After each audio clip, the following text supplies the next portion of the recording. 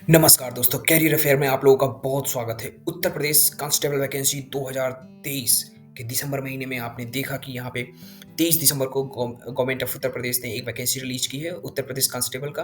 उसका नोटिफिकेशन जारी हो चुका है, बहुत पहले ही जारी हो चुका है, बट सॉरी फॉर डिले। आपको बताना चाहेंगे कि इसमें टोटल टोटल वैकेंसी है 60,244, यानी जो रिजर्व और जनरल जनरल कैटेगरी की टोटल वैकेंसी है 24,102, ईडब्ल्यूएस के लिए 6,024, अन्य ओबीसी के लिए 16,264 एंड एससी एसटी के लिए 12,650, 1,240 204 सॉरी। टोटल वैकेंसी जो है 60,244। ये फॉर्म अप्लाई होना शुरू हो जाएगा कल, यानी 27 दिसंबर। इसकी लास्ट डेट है 16 जनवरी 2024 में। शुल्क आप जमा कर सकते हैं सेम डेट में। टोटल जो पेमेंट आपको पे करना है 400 रुपये, या आप यूपीआई के थ्रू भी पे कर सकते हैं। ये अब इसकी एलिजिबिलिटी देखते हैं, इस फॉर्म को कौन कौन भर सकते हैं। ऑब्वियसली भारत के नागरिक होना मस्ट है, और साथ में अगर आप भारतीय उद्देश्य ऐसा व्यक्ति इसकी जो शैक्षिक एलिजिबिलिटी होगा, जो वही स्टूडेंट पात्र होगा जो हाई स्कूल और इंटरमीडिएट पास हो, और साथ में वो अपीयर स्टूडेंट पार्टिसिपेट नहीं कर सकता। यहाँ पे सिंपल लिखा है, सम्मिलित हुए अपीयर अथवा सम्मिलित होने वाले अपीयर अभ्यर्थी पात्र नहीं होंगे। आवेदन पात्र शैक्षिक यथार्थता और एक समकक्षता के सिद्ध नहीं ये नहीं डालना है। उनको वरीयता दिया जाएगा जिसमें एनसीएलटी यानी ओ लेवल या फिर ट्रिपल सी लेवल के अगर कोई उनके पास सर्टिफिकेशन है तो उनको वरीयता दिया जाएगा। साथ में 2 वर्ष की किसी अधिनियम सेवा की हो, या फिर राष्ट्रीय कैडेट एनसीसी में बी लेवल की सर्टिफिकेशन उनके पास है तो उनको वरीयता दिया जाएगा। एज की एलिजिबिलिटी देख लेते हैं। 18 साल होना मस्ट है। उनका जो बर्थडे होगा, जो डेट ऑफ बर्थ स्टार्टिंग होगा 2 जुलाई 2001 से शुरू होकर के 1 जुलाई 2005 के बीच में होना चाहिए पुरुषों के लिए। महिलाओं के लिए इसका स्टार्टिंग होगा 18 प्लस, उनका भी होना जरूरी है। साथ में उनका बर्थडे होना चाहिए, कम से कम होना चाहिए 2 जुलाई 1998 से लेकर 1 जुलाई 2005 के बीच में होना चाहिए। और साथ में जितनी अलग अलग कोटा का ईडब्ल्यूएस को अभी कोई भी एज में रिलैक्सेशन नहीं दिया जा रहा है, एससी एसटी ओबीसी का जो भी एज रिलैक्सेशन होगा इस फॉर्म में उनके लिए अप्लीकेबल है। और यहाँ पे जो चरित्र प्रमाण पत्र है, इसका मतलब ये है कि उनका कोई क्रिमिनल बैकग्राउंड नहीं होना चाहिए। वैवाहिक स्थिति में अगर कोई भी स्टूडेंट ऐसा पाया जाता है जो पॉलीगमी या फिर एक से ज़्यादा महिलाओं के साथ शादी किए हैं, तो उनके लिए उनका निरस्त कर दिया जाएगा। यानी पॉलीगमी और बाईगमी की वरीयता नहीं दिया गया है, ऐसा नहीं होना चाहिए। मैरिड हो बट सिंगल 1 पर्सन के। तो अब आपको हम बता दें कि इसमें टोटल जो ये पेपर होगा, ये ऑफलाइन एग्जाम होगा। टोटल 300 अंकों का प्रश्न होगा। 300 अंकों का प्रश्न होगा, 2 घंटा टाइम दिया जाएगा। 4 सब्जेक्ट पे आपका ये पेपर होगा। सामान्य ज्ञान, सामान्य हिंदी, संख्यात्मक एवं मानसिक योग्यता एवं मानसिक अभिरुचि, बुद्धिमत्ता एवं तार्किक क्षमता। इसके टोटल 150 प्रश्न होंगे। पर क्वेश्चन के 2 मार्क्स होंगे। माइनस मार्किंग हुआ 1/4, यानी 120 मिनट में 150 क्वेश्चन करने हैं। पर क्वेश्चन 2 मार्क्स के होंगे। और माइनस मार्किंग होगा 1/2 0.5। ये होगा ओएमआर होगा, ऑफलाइन पेपर होगा। और ये नॉर्मलाइजेशन से फाइनल रिजल्ट पब्लिश किया जाएगा, आप लोगों को पता होगा। और ओएमआर शीट में ऑब्वियसली ये है कि कोई एक ऑप्शन ही सही होगा, 3 ऑप्शन सही नहीं होंगे। आप ये उत्तर प्रदेश के रिक्रूटमेंट वैकेंसी जो वेबसाइट है uppbpb.gov.in, यहीं पे आप ये फॉर्म अप्लाई कर पाएंगे। अगर ये प्रोसेस हो जाता है, एग्जाम क्वालिफाई कर पाते हैं, तो ये डॉक्यूमेंट कुछ वेरिफिकेशन होगा। डॉक्यूमेंट वेरिफिकेशन में पहला है कि आपके जो भी कोटा आप ले रहे हैं, जो भी आरक्षण के थ्रू अपना एज रिलेक्शन से ले रहे हैं, तो उसके लिए कास्ट सर्टिफिकेट मांग रहा है। मे बी आपको इनकम एंड निवास का भी जरूरत पड़े, बट ऑब्वियसली सभी लोग बनवा के रखते हैं, आप भी बनवा के ही रखिएगा।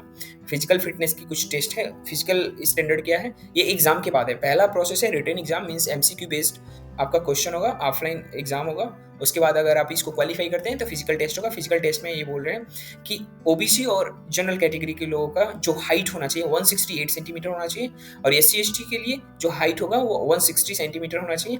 सीना होगा, सीना जनरल और ओबीसी के लिए मिनिमम माप जो है 79 सेंटीमीटर होना चाहिए। फुलाने के बाद वो 84 सेंटीमीटर होना चाहिए, यानी 5 सेंटीमीटर उनका जो चेस्ट है वो बल्गिंग होना चाहिए, फूलना चाहिए, ठीक है। और साथ में महिलाओं के लिए दिया गया है। महिलाओं के लिए उनका जो हाइट होगा 152 सेंटीमीटर उनका हाइट होना चाहिए। और कम से कम महिलाओं की जो हाइट है एससी एसटी के लिए वो 147, ये सब कम से कम है। और उनका वजन होना चाहिए 40 केजी कम से कम होना चाहिए। अधिक से अधिक का कोई बाउंड्री नहीं है, तो अधिक से अधिक वो जितना भी रहेंगे चलेंगे, क्योंकि यहाँ पे कोई लिमिटेशन नहीं दिया हुआ है, ठीक है। शारीरिक में इसमें एक फिजिकल टेस्ट है जिसमें आपको पता है दौड़ होगा। इसमें 4.8 किलोमीटर दौड़ना है 25 मिनट में, और पुरुषों के लिए दौड़ना है, महिलाओं के लिए दौड़ना है 2.4 किलोमीटर 14 मिनट में, ये दौड़ होगा। चयन का अंतिम प्रक्रिया बोर्ड निर्धारित करेगा। उसमें अगर वरीयता है, जिसके बाद यहाँ पे आप ये देख सकते हैं, अगर किसी एक विद्यार्थी का सेम नंबर पाया गया तो उसमें वरीयता दिया जाएगा जिसका उम्र ज़्यादा है। अल्फ़ाबेटिकल ऑर्डर से फाइनल रिजल्ट पब्लिश होगा। एंड देन या और आप देख सकते हैं कि इसमें वर्टिकल और हॉरिजेंटल दोनों तरीके से आरक्षण को वैलिड बनाया गया है। वर्टिकली आप देख रहे हैं कि अनुसूचित जाति 5 वर्ष का रिलैक्सेशन, और अनुसूचित जनजाति 5 वर्ष, अन्य पिछड़ा वर्ग 5 वर्ष, और ईडब्ल्यूएस को कोई रिलैक्सेशन नहीं। बट अभी ऐसा सुनने में आ रहा है कि government of UP, honourable CM Yogi Adityanath ने अपने ट्विटर हैंडल से ये जानकारी दिया है कि अब सभी लोगों का जो एज रिलैक्सेशन है, सभी का कॉमन, सभी अभ्यर्थियों का 3 साल रहेगा, ऐसा अभी बताया। बट रिटर्न में अभी कहीं अभी ऐसा नोटिफिकेशन नहीं है, ट्विटर हैंडल से आया है। तो आप लोगों को पता है कि गवर्नमेंट की भाषा में जब तक हमें कोई एक रिटर्न ऐसे नोटिफिकेशन ना आ जाए तब तक या हम लोग के लिए स्वीकार्य नहीं होगा।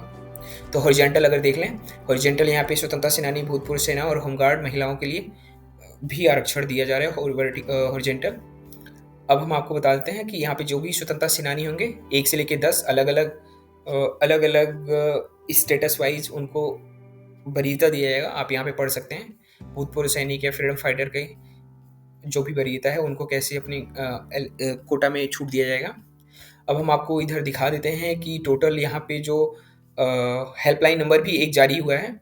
हेल्पलाइन नंबर आप देख सकते हैं, ये 18 जनवरी को बंद हो जाएगा और ये एक्टिव रहेगा वही ऑफिशियली गवर्नमेंट टाइम में, गवर्नमेंट का जो ऑफिशियल टाइम है। इसका हेल्पलाइन नंबर ये है 044-477-49010। ठीक है। यूपीआई के थ्रू आप पेमेंट कर सकते हैं। ऑब्वियसली आज बहुत सिंपल है, फॉर्म हम आपको कल बताएंगे कैसे भरा जाता है। ऑब्वियसली आप लोगों को पता होगा, बस हम आपको भर के दिखाएंगे। यूपीआई के थ्रू क्यूआर कोड जनरेट हो जाएगा और ईजी होगा फिल करने में। तो यहाँ पे फ़ोटो की जो साइज़ होगा वो 20 केबी से लेके 50 केबी के बीच में होना चाहिए। सिग्नेचर 5 केबी से लेके 20 केबी के बीच में होना चाहिए। जो फ़ोटो है वो 6 महीने से ज़्यादा पुराना नहीं होना चाहिए और उस फ़ोटो का फॉर्मेट जेपीईजी, जेपीजी और जेपीई 5 से लेके 20 केबी के बीच में होना चाहिए।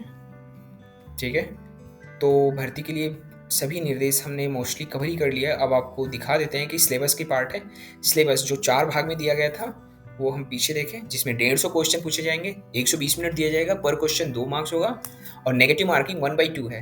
अब आपको बता देते हैं कि यहाँ पे जनरल नॉलेज में क्या क्या होगा। सामान्य विज्ञान, भारत का इतिहास, भारतीय संविधान, भारतीय अर्थशास्त्र एवं सांस्कृतिक, भारतीय कृषि, वाणिज्य एवं व्यापार, जनसंख्या, पर्यावरण एवं नागरिकता, नागरिकक्षण, भारत का भौगोलिक एवं विश्व भौगोलिक, प्रकृति संसाधन, उत्तर प्रदेश की शिक्षा संस्कृति और सामाजिक व्यवसाय, मानवाधिकार, आंतरिक सुरक्षा एवं आतंकवाद, भारत और उसके पड़ोसी देशों के बीच संबंध, राष्ट्रीयता, अंतर्राष्ट्रीय महत्वपूर्ण समसामयिक विषय, राष्ट्रीय एवं अंतर्राष्ट्रीय संगठन, मुद्रीकरण, उसका प्रभाव, साइबर क्राइम, वस्तु एवं सेवा कर, पुरस्कार एवं सम्मान, देश, राजनीति, मुद्राएं, महत्वपूर्ण दिशाएं, अनुसंधान, एक खोज पुस्तक और उनके लेखक, सोशल मीडिया एंड कम्युनिकेशन। ये आपका जनरल नॉलेज में है। अब यहाँ पे सामान्य हिंदी में देखते हैं। हिंदी और अन्य भारतीय भाषाओं और हिंदी व्याकरण, मौलिक ज्ञान, हिंदी वर्णमाला, तद्भव, तत्सम, पर्यायवाची, विलोम, अनेकार्थ शब्द, वाक्यांश के स्थान पर एक शब्द, असमरूपी, विभिन्नता शब्द, अशुद्ध वाक्यों को शुद्ध करना, लिंग, वचन, कारक, सर्वनाम, विशेषण, क्रियाकाल, वाच्य, अव्यय, उपसर्ग, तत्सम, संधि, समास, विराम चिन्ह, मुहावरा, लोकार्पण, रस, छंद, अलंकार। आपको पता है ये कॉमन है। हिंदी उत्तर प्रदेश की जितने भी गवर्नमेंट स्टेट गवर्नमेंट के होते हैं, ये हिंदी इतने ही पूछा जाता है। पैटर्न थोड़ा सा टफ एंड माइनर होता है, बट ये पुलिस कांस्टेबल है तो आई होप इसमें उतना टफ लेवल नहीं पूछेगा, बट देखते हैं। Time to time competition tough ही करते जा रही है गवर्नमेंट अलग अलग स्टेट के। अच्छा, तीसरा इसमें पैटर्न है। तीसरा जो सिलेबस है वो है numerical and mental ability. Numerical and mental ability 2 part है। तो पहला न्यूमेरिकल एबिलिटी में जैसे नंबर सिस्टम हो गया, डेसिमल सिस्टम हो गया, पूरा नहीं पढ़ रहे हैं, आप पढ़ सकते हैं यहाँ पे।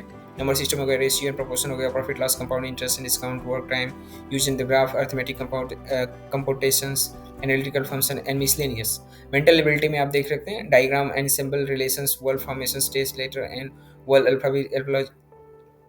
अल्फाबेट, एनालॉजिकल कॉमन सेंस, ये है मेंटल एबिलिटी। और यहाँ पे 4th पार्ट है mental aptitude, IQ and reasoning ability.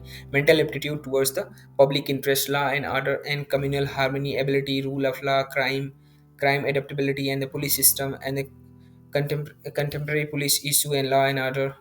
ये है आईक्यू लेवल में analogy and coding, decoding, direction sense and problem solving, alphabetical, blood relation, Venn diagram, chart, methodology, IQ. And the reasoning आपको पता है एनालॉजी की space visualization, analysis of judgment and discussions, visual memory and discriminations, observations, relations, blood concept and verbal figure classifications। ये रहा हमारा total syllabus. एक चीज़ और आपको बता दें, जो आप कास्ट सर्टिफिकेट अप्लाई करेंगे उसका फॉर्मेट यही होना चाहिए। आप ये देख सकते हैं किसी भी तहसील पे, या फिर आपको अगर जानना है कैसे कास्ट सर्टिफिकेट अप्लाई करते हैं तो आप हमसे भी कनेक्ट, कमेंट सेक्शन में आप